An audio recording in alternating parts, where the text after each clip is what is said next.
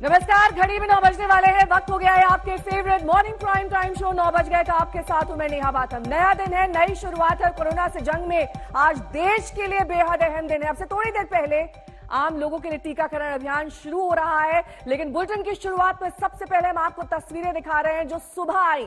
आज सुबह ही प्रधानमंत्री नरेंद्र मोदी ने एम्स में जाकर कोवैक्सीन का पहला टीका लगवाया है। इस मौके पर एम्स के निदेशक डॉक्टर रणदीप गुलेरिया मौजूद थे। हमारे साथ अब से कुछ ही देर में वेदांता के चेयरमैन डॉक्टर नरेश त्रेहान जुड़ेंगे, उनसे हम बातचीत करेंगे। लेकिन उससे पहले आपको यह भी बता दें कि पुडुचेरी की भी बात करेंगे, जहां की नर्स सिस्टर पी नेवादा ने पीएम मोदी को कोवैक्सीन की पहली डोज दी। उनकी मदद के लिए केरल की नर्स सिस्टर रोसम्मा अनिल भी मौजूद थी। कोवैक्सीन को लेकर पिछले दिनों विपक्ष के कुछ नेताओं ने संदेह जताया था। इसे देखते हुए आम जन के लिए कोवैक्सीनेशन का दौर शुरू होने वाला है। उसे ठीक पहले प्रधानमंत्री नरेंद्र मोदी का टीका लगवाना बेहद अहम कदम है। इससे कोरोना के पहले देसी वैक्सीन में आम लोगों का भरोसा जगेगा। डॉक्टर त्रेहान हमारे साथ जुड़ गए हैं। डॉक्टर नरेश त्रेहान, बहुत बहुत स्वागत है आपका आज तक पर। आज बेहद अहम दिन 1 मार्च और सुबह जो तस्वीरें एम्स से आई, दरअसल ये बड़ा संदेश देश के लिए कि वैक्सीनेशन ही सबसे बड़ा और अहम कदम है कोरोना से जंग के लिए। और पीएम की ये तस्वीर ये संदेश साफ कर रही है। तो ये बहुत महत्वपूर्ण कॉन्फिडेंस बिल्डिंग मूव है जो प्राइम मिनिस्टर ने खुद अपने को वैक्सीन लगवाई, जिसके ऊपर पहले कोई कंट्रोवर्सी चल रही थी। और वो भी कंट्रोवर्सी को आज अंत करना चाहिए, क्योंकि हजारों लोगों को ये वैक्सीन लग चुकी है और कोई ऐसा एडवर्स इफेक्ट नहीं आया है और कोई डेथ भी नहीं हुई है। तो जो प्राइम मिनिस्टर ने जो किया वो आज, इससे लोगों का उत्साह बढ़ेगा कि हाँ, ये वैक्सीन सेफ है। जो भी आपके सेंटर पे वैक्सीन मिल रही है वो सेफ है। दो जो आजकल चल रही हैं, दोनों के रिजल्ट्स इक्वली गुड आ रहे हैं। तो इसीलिए जो शंका थी लोगों के दिमाग में कि ये बहुत जल्दी वैक्सीन आ गई है, कैसे इसमें शॉर्टकट तो नहीं लिया गया, ये सच नहीं है। जो सारी साइंटिफिक प्रोसेस था उसको फॉलो करके तब ये वैक्सीन को इमरजेंसी यूज के लिए दिया गया लाइसेंस। सो वो तो तब की बात थी कि भाई अगर ये जल्दी तो नहीं हुआ, कोई सेफ्टी होगी नहीं होगी, पर आज तो करोड़ों लोगों को मिल रही है, 1 करोड़ से ज्यादा को हो गई और लाखों को दिन ब दिन बढ़ती जाएगी। और आज तक कोई मतलब ऐसा साइड इफेक्ट नहीं हुआ। माइनर साइड इफेक्ट्स हुए हैं, जैसे कि जो एक्सपेक्टेड है कि लोकल पेन हो या थोड़ा बुखार हो 24 घंटे 48 घंटे के लिए, वो कोई बुरी बात नहीं है। ये सब वैक्सीन के साथ होता है। वो दिखाता है कि बॉडी रिएक्ट कर रही है जो प्रोटीन आपको दी गई है उससे। तो ये भी है कि रिएक्शन से आपकी एंटीबॉडीज बन रही हैं। सो इसीलिए आप आज के दिन जब प्राइम मिनिस्टर ने ये टीका लगवाया और उसके बाद ये संदेशा गया है सबको, मेरे को लगता है कि जो हेजिटेंसी जो ग्रुप में थी, जो हेल्थ केयर के वर्कर्स थे, जो ये फ्रंटलाइन वर्कर्स थे, उनके लिए जो शंका ये थी कि वो यंग थे, उनको कईयों को हो चुका था, वो बात अलग थी। ये जो पॉपुलेशन जो आज से शुरू हुई है, ये एल्डरली हैं या जो यंग भी हैं, थोड़े 45 साल के भी हैं, उनको कोमॉर्बिडिटीज हैं, उनको जरूरत है, वो वल्नरेबल हैं। वो जूझ रहे थे इतने दिनों से कि हमें कब मिलेगा। तो आज वो सवाल पूरा हो गया, आज से लगना शुरू हो जाएगा और आने वाले थोड़े दिनों में ही कई संख्या में हम लोगों को ये वैक्सीन दे सकते हैं। ये बहुत अच्छी खबर है आज। डॉक्टर त्रेहान, एक बात पर और सबकी नजर टिकी हुई थी, वो ये कि कोविशील्ड प्रधानमंत्री लगवाएंगे या कोवैक्सीन। उन्होंने कोवैक्सीन लगवाई है, इसकी कोई खास वजह नहीं? ऑल इंडिया इंस्टीट्यूट में कोवैक्सीन ही लग रही है, सबको लगी है।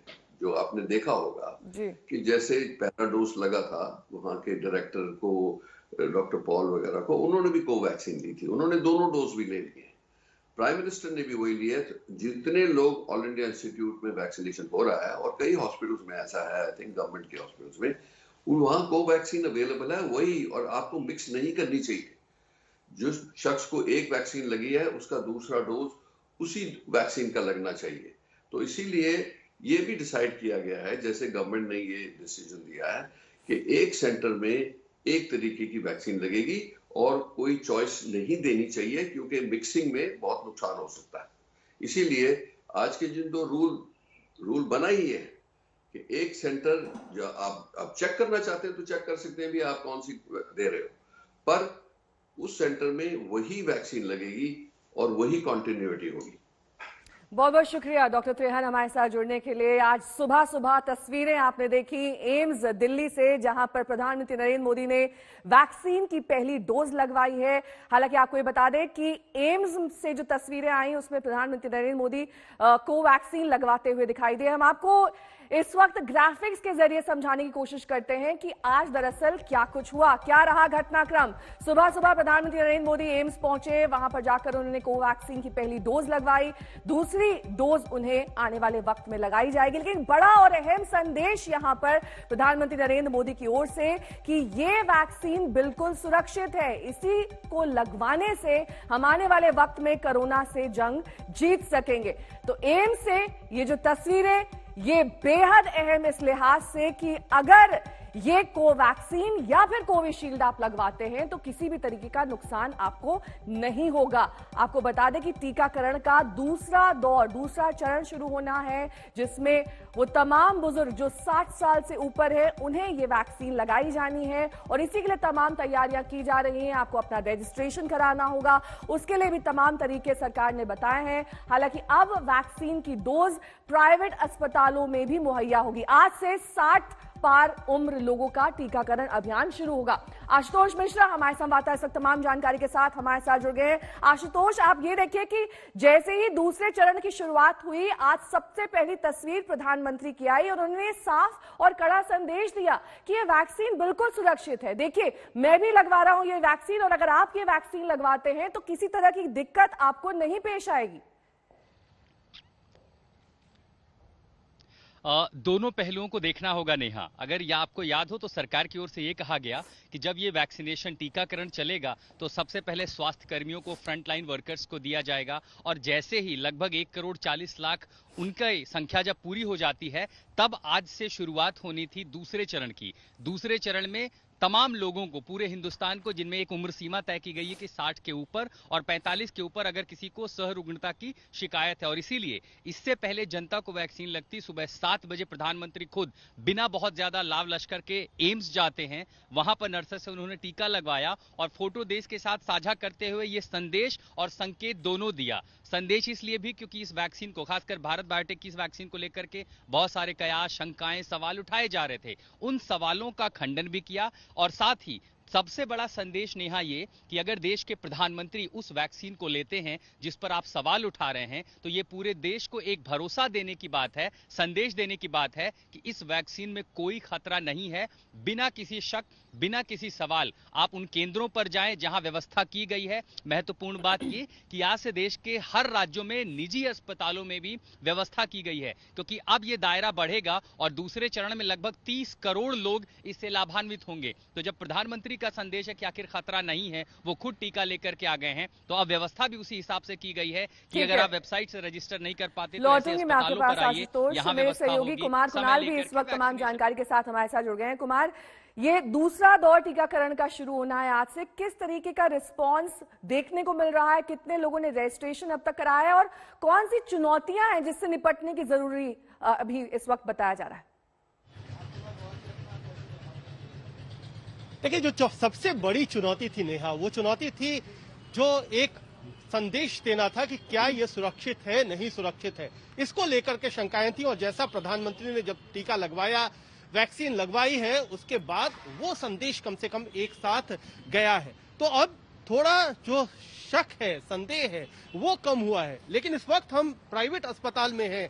गाजियाबाद का ये प्राइवेट अस्पताल है, उत्तर प्रदेश का यशोदा अस्पताल, और यहाँ पर सुबह से ही कई लोग रजिस्ट्रेशन करवा चुके हैं, अपना नाम दर्ज करवा चुके हैं और वेट भी कर रहे हैं टीके की लाइन में। तो जिस तरीके से जो इसको कहा जा रहा है वैक्सीनेशन 2.0, यानी दूसरा चरण है वैक्सीनेशन का, टीकाकरण का, उसमें एक निश्चित तौर पर हमारे हाथ में जो ये कागज है, ये पूरी तरह से ये बता रहा है कि आखिरकार कौन से लोग हैं, किस तरीके की कैटेगरी में आप आते हैं तो ये वैक्सीन ले सकते हैं या नहीं ले सकते हैं। तो ये सूची भी दी जा रही है जिसमें 60 साल से ज्यादा उम्र के लोग तो हैं ही, वो अपना जो आधार कार्ड है, वोटर आई कार्ड है, उसको लेकर के आएंगे और सीधे जाएंगे। अगर प्राइवेट केंद्र भी है, वहां पर भी आपको टीका लगेगा। 45 साल से उम्र आपकी ज्यादा है, अगर वहां पर आप जा करके ये दिखाना चाहते हैं, आपके पास जो कोमॉर्बिडिटी है यानी सहरुग्णता है, कोई ऐसा रोग है जिससे आपकी जान को खतरा है, ऐसे लोगों को भी टीकाकरण की मंजूरी दी गई है।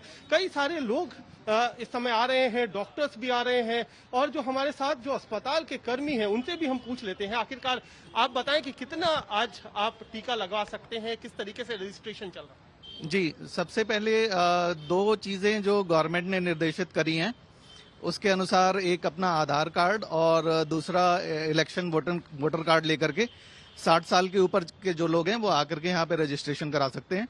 हमारे सॉफ्टवेयर में वो डाल दिया गया है और उसमें 250 रुपए का चार्ज जो गवर्नमेंट ने निर्धारित किया है उसके हिसाब से हम उसको यहाँ पर लेकर के आ रहे हैं।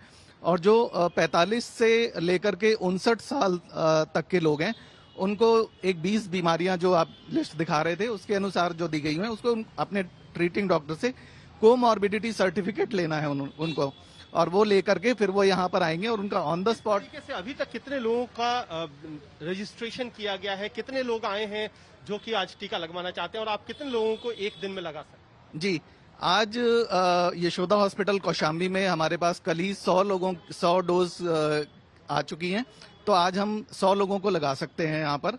और कल से लेकर के आज तक में बहुत सारी क्वेरीज आई हैं क्योंकि मीडिया भी इसको प्रसारित कर रहा है, तो हमारे पास अभी तक कम से कम 50 से 60 क्वेरी आ चुकी हैं और सुबह से ही जैसा कि आप देख रहे हैं कि लोग यहाँ बैठे हुए हैं, लौटूंगी मैं आपके अपना पास। रजिस्ट्रेशन करा रहे हैं और यशोदा हॉस्पिटल गाजियाबाद से जानकारी देते हुए हमारे संवाददाता पंकज उपाध्याय इस वक्त सीधे मुंबई से हमारे साथ जुड़ गए हैं, भोपाल से हमारे साथ रवीश पाल सिंह जुड़ गए हैं। सबसे पहले मुंबई का रुख करेंगे। पंकज, हमने देखा है कि कैसे बढ़ते कोरोना के मामले महाराष्ट्र को डरा रहे हैं, ऐसे में जब वैक्सीनेशन का दूसरा दौर शुरू हुआ है वहां पर किस तरीके की तैयारियां हैं? क्योंकि ये जो यशोदा हॉस्पिटल की तस्वीर थी, वहां पर 100 वैक्सीन एक अस्पताल में पहुंची है, एक दिन में 100 लोगों को लगाई जा सकती है। मुंबई का क्या हाल है? देखिए, इस वक्त मैं बीकेसी कोविड सेंटर में मौजूद हूं और सीनियर सिटीजन्स का आज यहां पर आना शुरू हो गया है और ये बहुत ही एक एनकरेजिंग खबर है।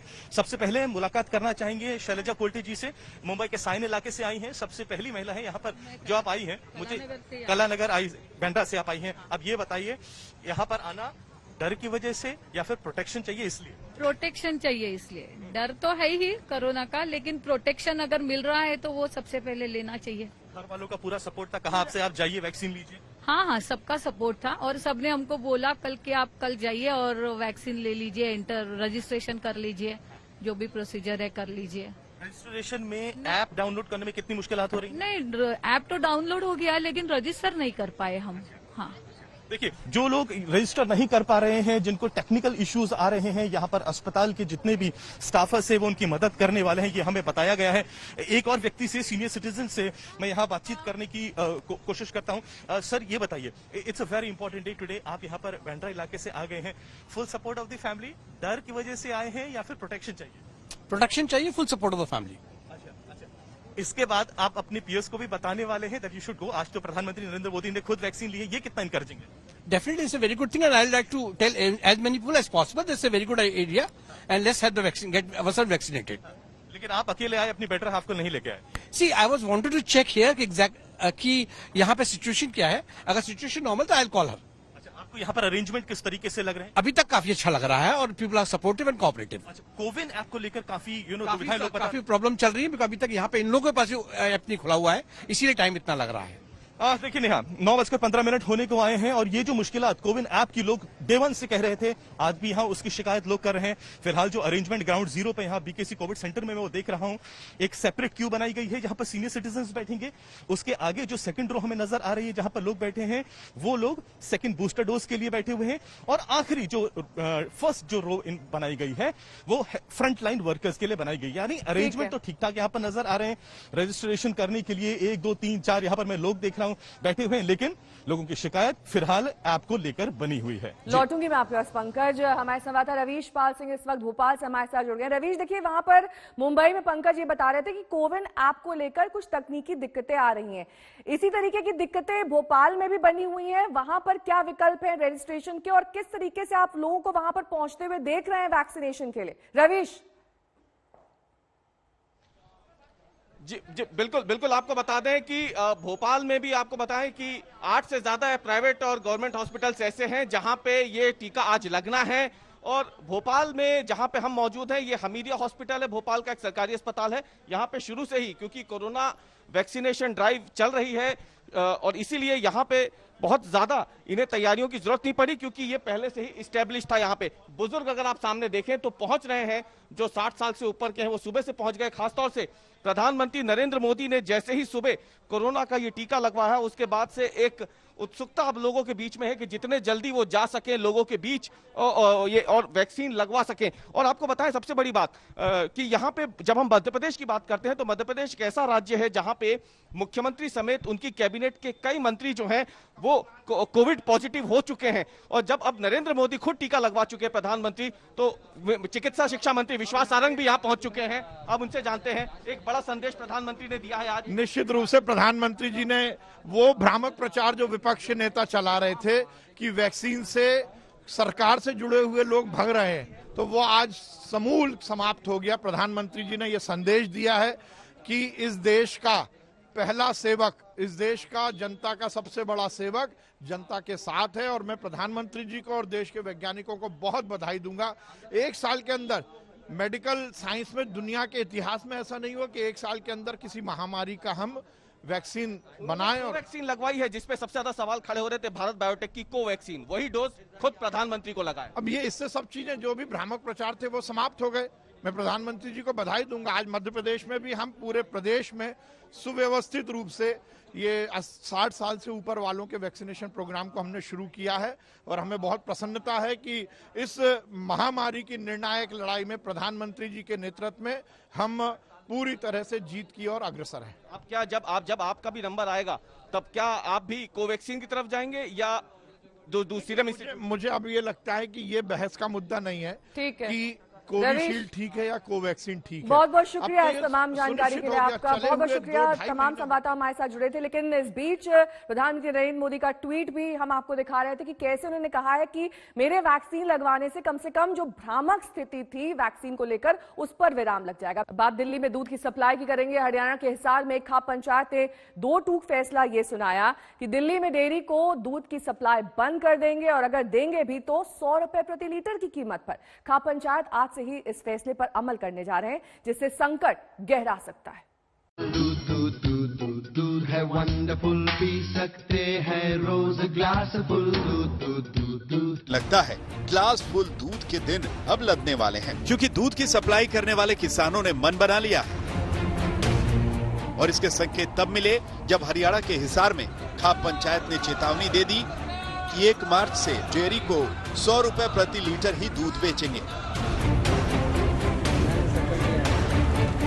ने लिया है कि जो दूध है ये भी किसान पैदा करता है, मजदूर पैदा करता है, और पेट्रोल का भाव इतना बढ़ गया और दूध का भाव 50 रुपए।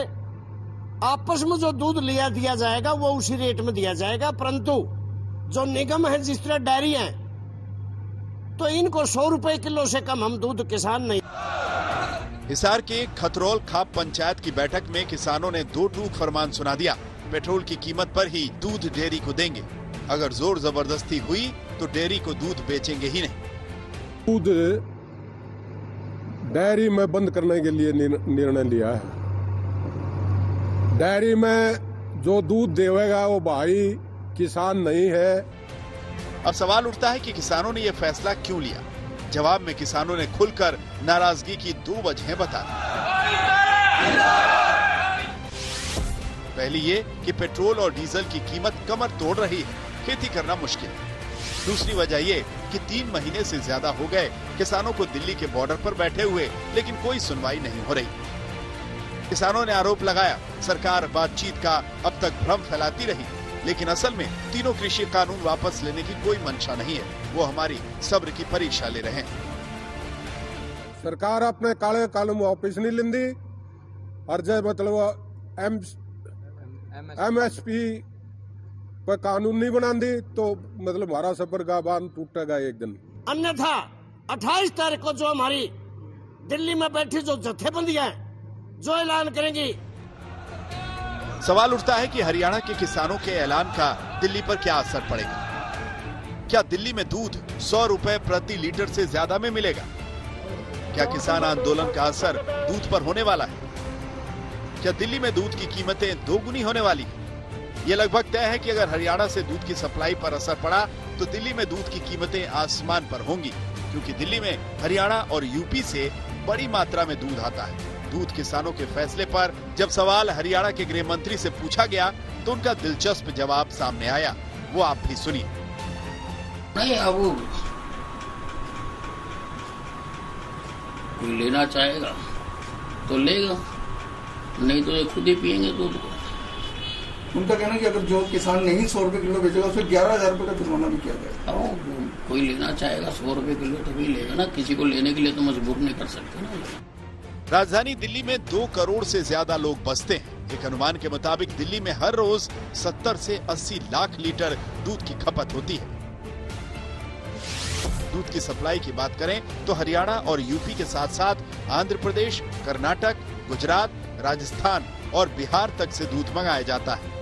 जो सरकारी संस्थाएं हैं उनको ये 100 रुपए लीटर दूध देंगे, बाकी तो नॉर्मल जो 40-50 रुपए का रेट है उसी रेट पे देंगे, परंतु सरकारी संस्थाओं को 100 रुपए देंगे। एक विरोध प्रदर्शन करेंगे कि भाई आप डीजल का रेट इतना बढ़ा रहे हैं कि खेती करना बहुत मुश्किल होता जा रहा है। पहले ही लोगों की जेब पर पेट्रोल डीजल की कीमतों में उछाल भारी है, अब अगर दूध की कीमत बढ़ गई तो आम लोगों की टेंशन और बढ़ेगी। महंगाई का एक और जोरदार झटका लगेगा।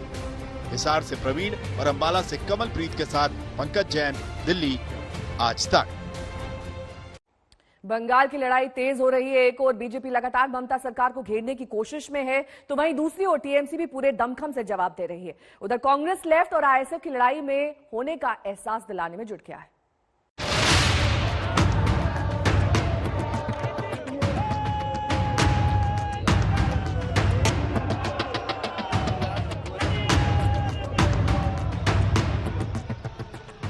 ममता बनर्जी पर बीजेपी ने खींची तलवार। मां माटी मानुष की लड़ाई, कौन पहनेगा ताज? चुनावी संग्राम का तेवर दिखने लगा है। तारीखों के आने के बाद से बंगाल का सियासी पारा चढ़ता जा रहा है। बीजेपी ने एक बार फिर ममता पर करारा वार किया है, तो कांग्रेस लेफ्ट और अब्बास सिद्दीकी की पार्टी भी सत्ता को चुनौती दे रही है। ममता के खिलाफ बीजेपी के तेवर आक्रामक हैं। बंगाल में कई केंद्रीय मंत्रियों ने मोर्चा संभाल रखा है, तो मुख्यमंत्री भी ममता राज के अंत की हुंकार भर रहे हैं। बीजेपी की ओर से सबसे नया हमला केंद्रीय मंत्री स्मृति ईरानी ने किया है। उत्तर 24 परगना में बुजुर्ग महिला पर हमले का आरोप लगाते हुए स्मृति ने ट्वीट किया कि इस मां की पीड़ा और पीड़ा का जवाब पश्चिम बंगाल के मानुष द्वारा दिया जाएगा। आगामी चुनाव में बंगाल की माटी टीएमसी के अत्याचार से मुक्त होगी।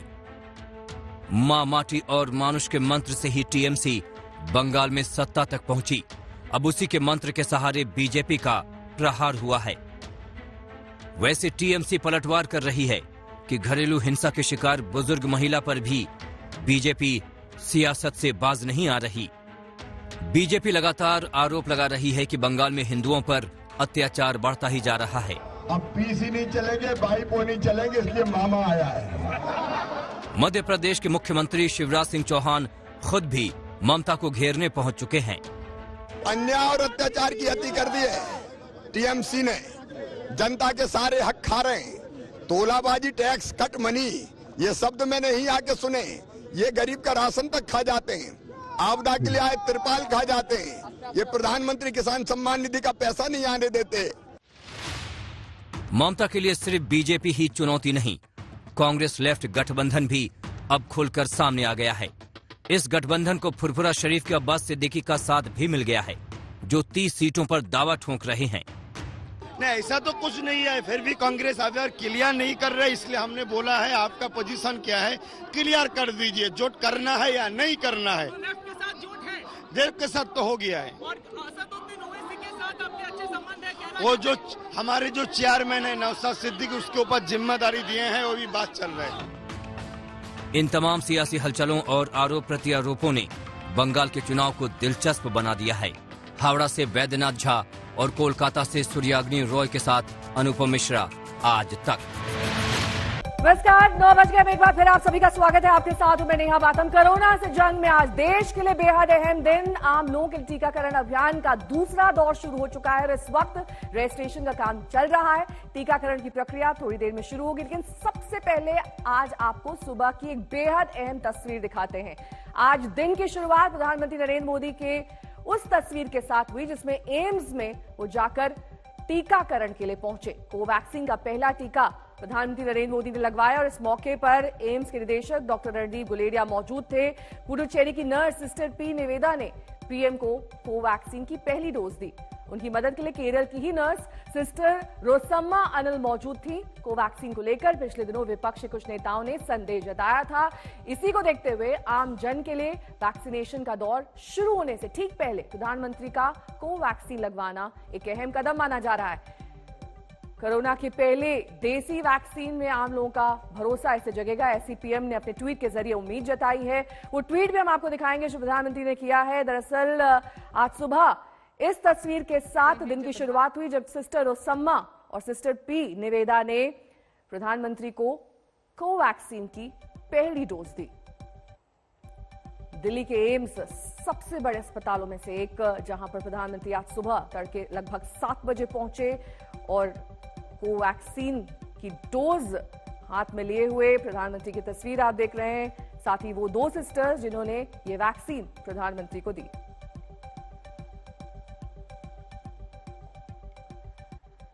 प्रधानमंत्री को जब वैक्सीन लग रही थी उस समय एम्स के निदेशक डॉक्टर रणदीप गुलेरिया भी वहां मौजूद थे। कुछ देर पहले हमने डॉक्टर गुलेरिया से खास बातचीत की।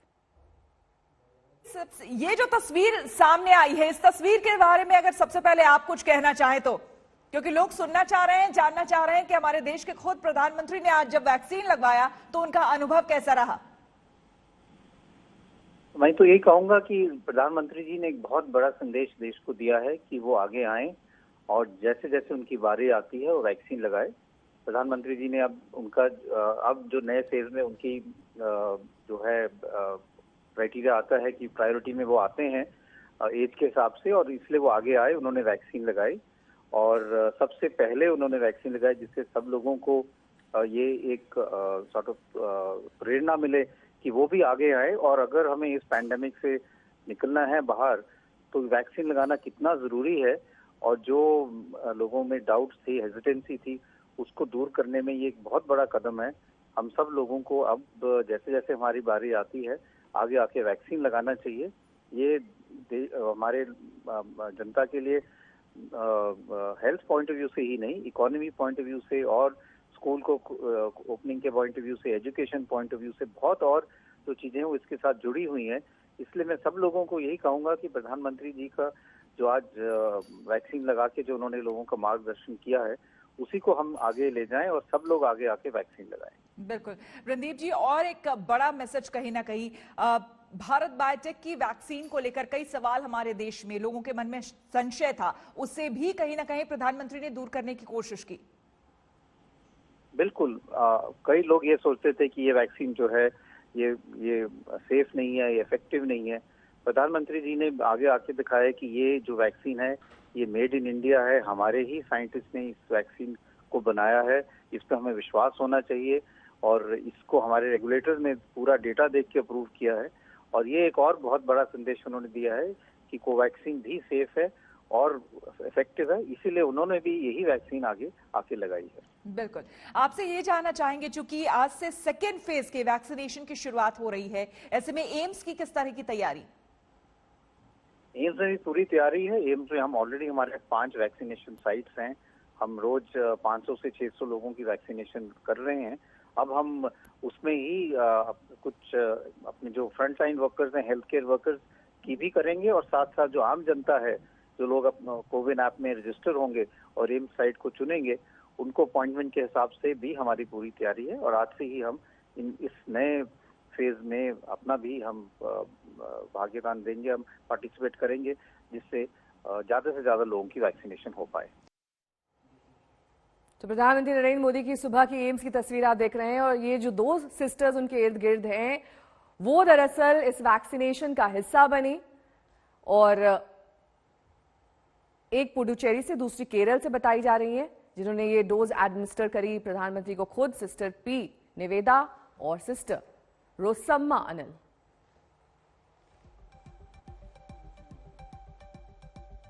अभी आज सुबह पता चला पीएम सर आ रहे वैक्सीनेशन के लिए। मैं वैक्सीनेशन सेंटर में हूँ फिलहाल, तो सर को वैक्सीनेट करने के लिए मुझे बुलाया गया था और इधर आने के बाद पता चला कि सर आ रहे हैं। सर से मिलकर अच्छा लगा, सर ने अच्छी बात की है। सर को भारत बायोटेक की कोवैक्सीन दिया गया है फर्स्ट डोज, अभी 28 डेज में सेकेंड डोज पेंडिंग है। तो और पूछताछ की है सर हम कहाँ से बिलोंग करते वगैरह, बात हुए सर से। और वैक्सीन देने के बाद सर ने बोला लगा भी दिए, पता भी नहीं चला करके। I think it's very nice to say sir. When did you came to know? Today only I came to know. Morning. Today morning only. It was very nice. Sir also is very comfortable. तो nurses के मुताबिक अचानक ही उन्हें सुबह duty पर आने पर पता चला कि आज उनके दिन की शुरुआत प्रधानमंत्री के वैक्सीनेशन के साथ होगी। 28 दिन बाद दूसरा डोज दिया जाएगा। केरल और पुडुचेरी की ये दो नर्सेस, जिनके लिए बेहद अहम दिन, बेहद खास दिन, उनका हालचाल जानने के साथ साथ प्रधानमंत्री नरेंद्र मोदी ने उनसे बातचीत भी की। और साथ ही तस्वीरों में आप देख सकते हैं कि किस तरीके से कुछ ही मिनटों में ये पूरी प्रक्रिया खत्म हो गई। प्रधानमंत्री ने कोवैक्सीन की पहली डोज लगवा ली है। 28 दिन बाद उन्हें दूसरी डोज दी जाएगी भारत बायोटेक की ये वैक्सीन, जिसे आज प्रधानमंत्री ने खुद लगवाया है। रवीश पाल सिंह हमारे संवाददाता भोपाल से हमारे साथ जुड़ गए हैं। रवीश, जैसे जैसे दिन चढ़ेगा लोगों की संख्या में इजाफा होगा जो आज वैक्सीनेशन के दूसरे दौर के लिए पहुंचेंगे, लेकिन आपने वहां पर चुनौतियां क्या है ये हम तक बताया, लेकिन इससे निपटने के क्या तरीके हैं? अगर ऐप नहीं चल रहा है तो आपके पास विकल्प क्या है?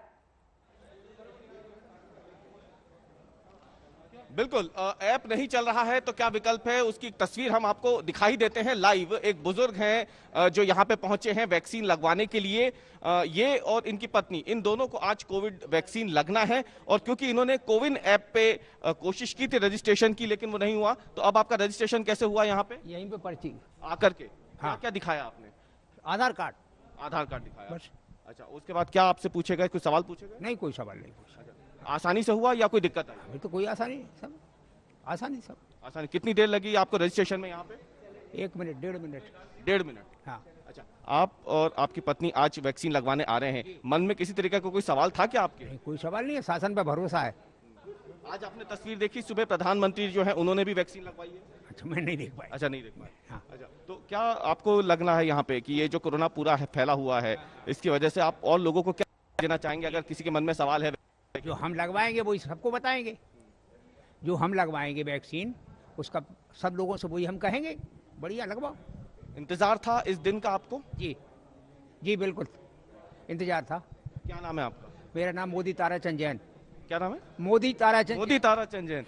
तो ये मोदी ताराचंद जैन है भोपाल के, जो पहुंचे थे। कोविन ऐप पर तो रजिस्ट्रेशन हुआ नहीं, लेकिन ऐसे लोगों के लिए जिनका कोविन पर रजिस्ट्रेशन नहीं हो पा रहा है, ये एक रजिस्ट्रेशन डेस्क बनाई गई है भोपाल के हमीदिया अस्पताल में। हम आपको दिखा दें, जहां पे आप खुद आकर के अपना रजिस्ट्रेशन करवा सकते हैं। आपको बस आपका आधार कार्ड लेकर के आना है।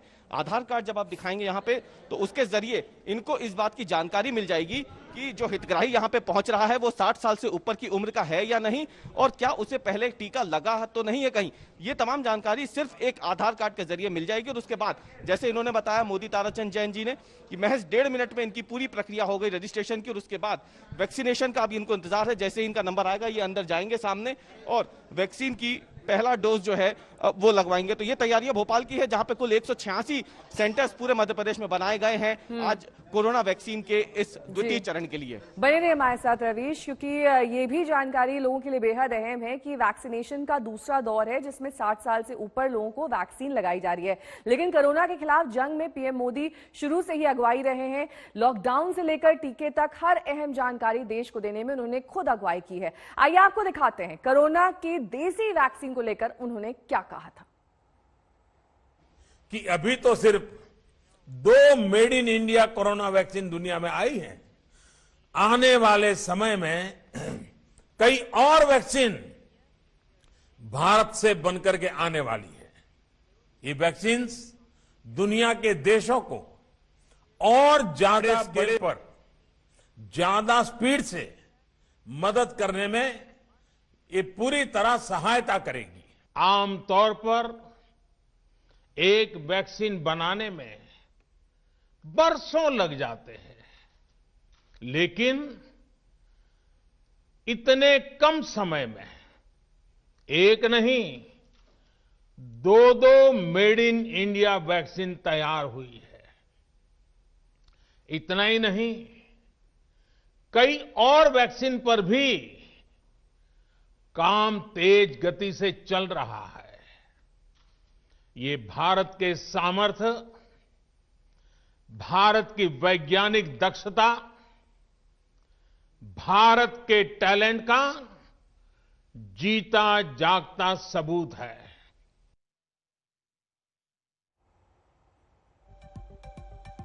तो ये तस्वीर आज सुबह की एम्स में जब प्रधानमंत्री पहुंचे लगभग 7 बजे, तब 2 नर्सेज ने उन्हें कोवैक्सीन की पहली डोज दी।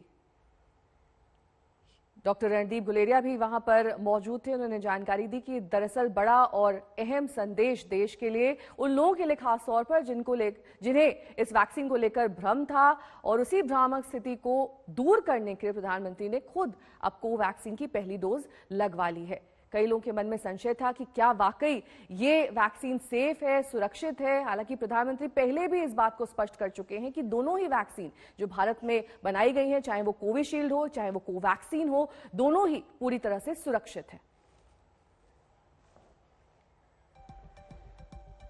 और चलिए अब आपको सुनवा देते हैं कि मध्य प्रदेश और राजस्थान के स्वास्थ्य मंत्री क्या कुछ कह रहे हैं, सुनिए। हम लोगों ने पूरे प्रदेश के अंदर 186 साइट स्थान हम लोगों ने चयन कर लिए गए हैं, जिसमें हमारे 51 जिला चिकित्सालय हैं, 84 हमारे सिविल अस्पताल हैं, 13 शासकीय मेडिकल कॉलेज हैं, 3 हमारे प्राइवेट मेडिकल कॉलेज हैं और 40 हमारे जो निजी चिकित्सालय हैं उन लोगों को भी चिन्हित करके वैक्सीनेशन हम लोग देना शुरू करेंगे। पूरी तैयारी हमारी सरकार की है। वैसे भी वैक्सीनेशन में राजस्थान पूरे कंट्री में नंबर 1 है। हमने कोविड मैनेजमेंट में भी नंबर 1 रहे थे। हमारा भीलवाड़ा मॉडल हो, रामगंज मॉडल हो, पूरे देश में चर्चा का विषय रहा। मृत्यु दर भी सबसे कम राजस्थान में रही और जो रिकवरी का परसेंटेज है वो भी हमारा शानदार है। और इस वक्त सीधे रुक करेंगे, हमारे संवाददाता कुमार कुणाल गाजियाबाद से हमारे साथ जुड़े हैं। कुमार कुणाल, जैसे जैसे अब दिन आगे बढ़ रहा है, वहां पर लोगों की भीड़ बढ़ रही है, किस तरह की तस्वीर आप इस वक्त वहां पर देख पा रहे हैं? देखिए, हम आपको तस्वीरों पर ले जाएंगे। 10 बजे से टीकाकरण का जो पूरा कार्यक्रम है वो शुरू होगा, लेकिन लोगों में इतनी ज्यादा उत्सुकता है कि वो सुबह से ही, हम जब से यहाँ पर आए हैं वहाँ पर लोग रजिस्ट्रेशन के लिए, अपना नाम दर्ज हो उसके लिए यहाँ पर लगातार बैठे हुए हैं। जो लोग हैं उनसे भी हम कोशिश करेंगे कि किस तरीके से क्या वो रजिस्ट्रेशन करवाने के लिए यहाँ पर आए हैं, उनको किस तरीके की सुविधा है, क्या आप लोगों को यहाँ रजिस्ट्रेशन कराने में सहूलियत हो रही है, किस तरीके की बात? हम लोगों ने मॉर्निंग में करा लिया था और हम लोगों को रजिस्ट्रेशन हो गया, लेकिन मीनवाइल गवर्नमेंट ऑफ इंडिया की जो वेबसाइट थी रजिस्ट्रेशन करने के लिए वो क्रैश कर गई, तो 4 लोगों के रजिस्ट्रेशन के बाद बाकी लोगों रजिस्ट्रेशन नहीं हो पाया है।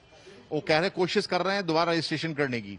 तो कोविन 2 ऐप है, बताएं नेहा, पहले जो कोविन 1 ऐप था उसके जगह पर अब कोविन 2 को उसको अपग्रेड किया गया है, उसको बेहतर बनाया गया है, लेकिन उससे कुछ दिक्कत आ रही है। लेकिन यहाँ पर चूंकि 10 बजे टीकाकरण शुरू होना है, तो आप जो लोगों में किस तरीके का उसको लेकर के रिस्पॉन्स है, उत्साह है, वो आप देख सकते हैं कि लोग लगातार यहाँ पर खड़े हैं लाइन में अपनी बारी का। आप यहाँ पर क्या वैक्सीन के लिए हैं? जी हाँ, मैं वैक्सीन के लिए आया हूँ और मैं और मेरी wife both of us are 84 and we are anxious that we should have vaccination. आपको लगता है क्या कि ये एक मौका है जिसपे सब लोगों को लगवाना चाहिए? सब लोगों को लगवाना चाहिए, रिलैक्स नहीं करना चाहिए। हम तस्वीरों में देख पा रहे हैं कि कैसे वहां पर लोग जो 10 बजे से टीकाकरण अभियान शुरू होना है दूसरे दौर का, उसके लिए पहुंच चुके हैं और पूरी तैयारी के साथ अब ये कोशिश है कि सरकारी और प्राइवेट अस्पतालों में ये डोज जल्द से जल्द लोगों तक पहुंचाई जा सके। किसान आंदोलन के नाम पर राजनीति जारी है, लेकिन राजनीति अकेले दिल्ली या किसान आंदोलन तक सीमित नहीं। बीजेपी अध्यक्ष जगत प्रकाश नड्डा पीएम मोदी के संसदीय क्षेत्र वाराणसी पहुंचे। वाराणसी में उन्होंने बीजेपी नेताओं के साथ बैठक की। इस बैठक का मजमून ये था कि बीजेपी 2022 में होने वाले यूपी चुनाव की तैयारियों में अभी से जुट गई है। काशी में आने का अवसर मिला। संगठन की दृष्टि से एक बैठकों की श्रृंखला के साथ साथ आज इस क्षेत्रीय कार्यालय का भी श्रीगणेश करने का मौका मिला। जब पूरे देश की निगाह बंगाल पर टिकी हुई है, ठीक उसी समय बीजेपी ने उत्तर प्रदेश पर निगाह जमा दी है। यूं तो 2022 में यूपी में चुनाव होने हैं, लेकिन बीजेपी अभी से चुनावी मोड में आ गई है। ये तस्वीरें उसी कड़ी का हिस्सा हैं। बीजेपी के अध्यक्ष जगत प्रकाश नड्डा वाराणसी पहुंचे तो उनका स्वागत इस तरह से किया गया, जमकर नारेबाजी हुई।